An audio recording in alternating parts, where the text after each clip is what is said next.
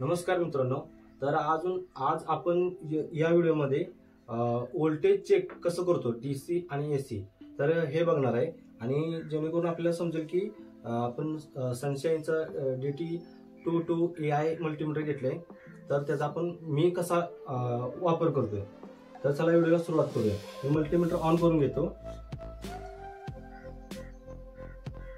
Already on auto mode.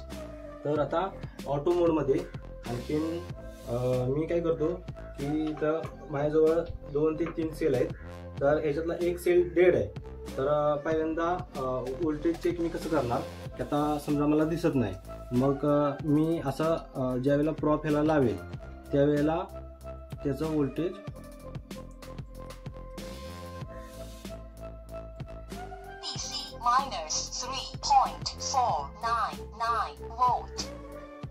-3.4 म्हणजे 4.7 वोल्टचा sale आहे, पण त्याची चार्जिंग किती अवेलेबल आहे 3.4 आणि मायनस मध्ये बोलते म्हणजे मी सेल उलटा पकडलाय.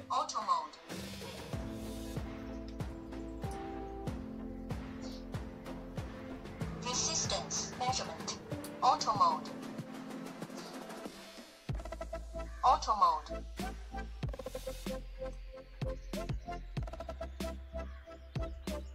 DC 3.497 volt.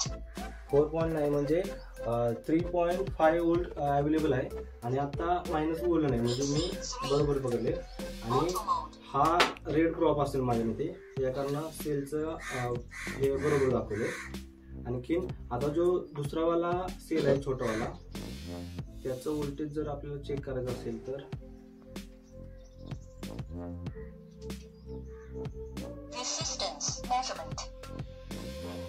Auto mode. Resistance measurement. Resistance बोलते म्हणजे हा सेल डेड आहे, या कारण त्याच्यामध्ये वोल्ट अवेलेबल नाही काय आता.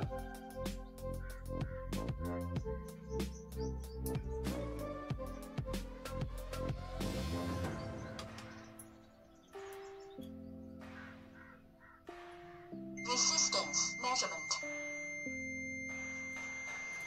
पूर्ण सेल डेड आहे, त्याच्या कारण त्याच्यामध्ये फक्त रेजिस्टन्स अवेलेबल आहे आणि व्होल्टेज काय सुद्धा अवेलेबल नाही.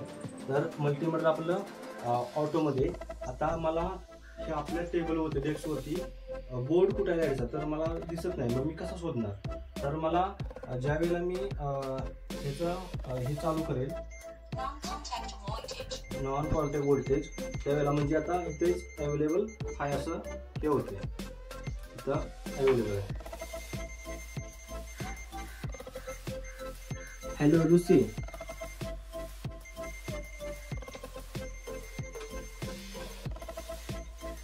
Auto mode. Non-contact voltage. Auto mode.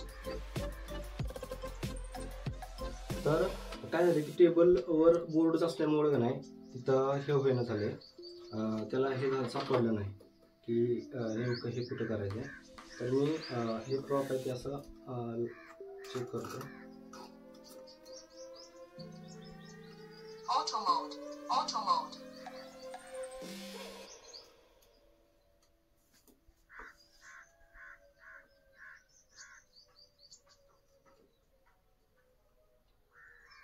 AC2. Auto mode.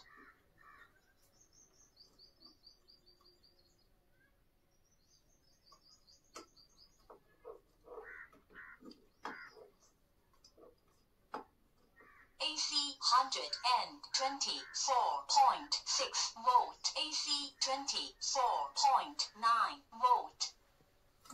इथे बरोबर दाखवून झाले, मला वाटतं काहीतरी आपला प्रॉप बरोबर तिथं बसणं झाले ते. तर अशा प्रकारे मित्रांनो आपण व्होल्टेज वगैरे चेक करू शकतो. आणखीन व्हिडिओ जर आवडली तर व्हिडिओला लाईक करा. ठीक आहे, धन्यवाद.